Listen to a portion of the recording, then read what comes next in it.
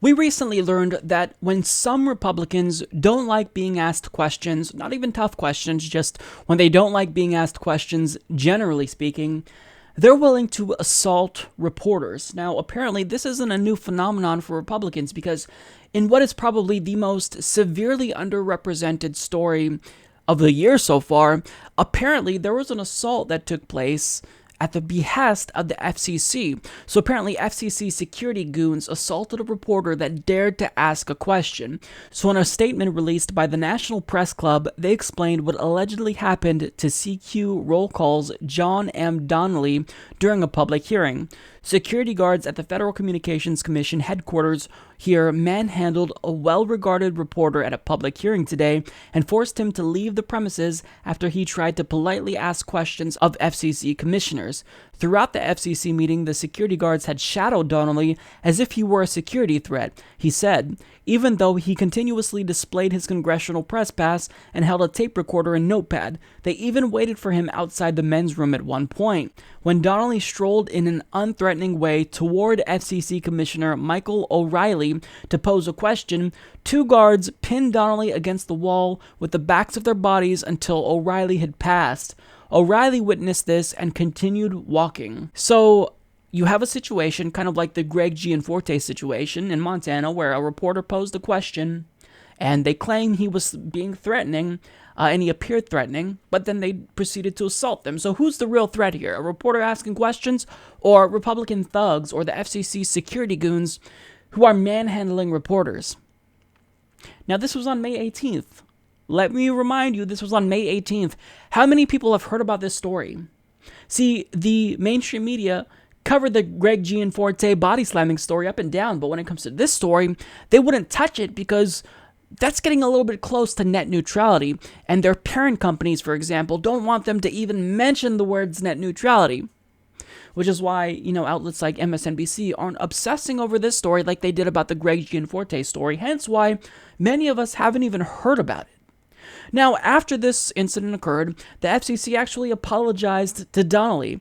When contacted by Ours Today, an FCC spokesperson said, "We apologize to Mr. Donnelly more than once and let him know that the FCC was on heightened alert today based on several threats.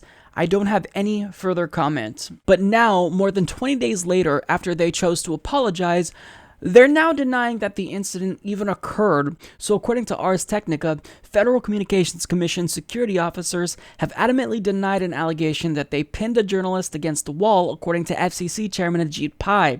The reporter who made the allegation stood by his account when contacted by Ars Today.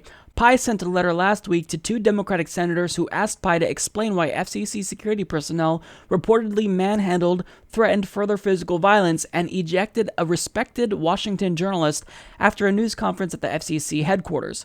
While Pai acknowledged that FCC security made some mistakes in the incident, he told senators that interviews with security guards and witnesses did not corroborate all of the allegations made by CQ roll call reporter John Donnelly. So one, they're claiming to be the victims because there were threats made. They refuse to tell us about the nature of the threats. And we know that the FCC likes to play the victim because after John Oliver did a segment and told everyone to call the FCC, they claimed to be the victims and said that they were attacked by that. And now, since Ajit Pai is saying that it didn't happen, and since he's a serial liar, I'm now more inclined to believe that it did certainly happen because Ajit Pai has zero credibility. He lies about any and everything he can to make the FCC and his agenda look better, but it doesn't. He continues to lie now by claiming that his decision to gut net neutrality will facilitate a free and open internet, but that's just a bold-faced lie, and it's a lie parroted by the broadband industry, who we now know supplies talking points directly to Republican lawmakers and Republican bureaucrats. So nobody's gonna believe you, Ajit Pai, because you've chosen to lie about everything. So why would we believe you now after the FCC tacitly admitted guilt by apologizing multiple times to John Donnelly?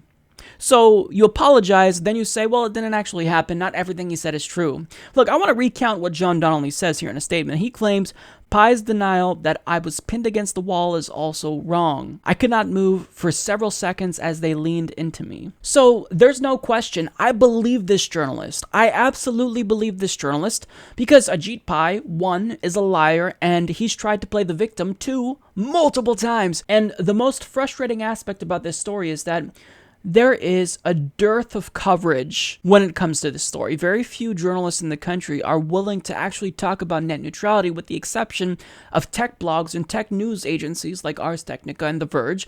And that's really disheartening to me. So when you see a journalist who's actually doing his or her job and is trying to talk about net neutrality, trying to ask questions and hold very powerful people like Michael O'Reilly and Ajit Pai accountable by simply asking them a question, then they get assaulted. So I absolutely believe John Donnelly. You should too. Nobody believes Ajit Pai because Ajit Pai has shown time and again that he is one of the biggest liars in the country. In fact, he may be a bigger liar than Trump, and he's more of a problem than Trump because Trump, it's pretty easy to discern whether or not he's lying. With Ajit Pai, he says it with a really straight face, and he's more articulate and eloquent when he speaks, so people may actually be misled by him, and that's a problem. So this assault is not acceptable. It's not okay.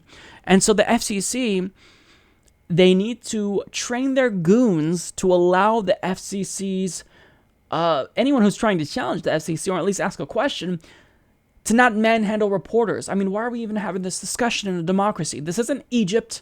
This isn't an authoritarian regime where we assault reporters and jail reporters. So why are we treating reporters this badly? One of the few reporters, anyway, who wants to actually get to the bottom of this issue and talk about net neutrality. It's unacceptable to me. Support this podcast by joining the independent progressive media revolution today at humanistreport.com.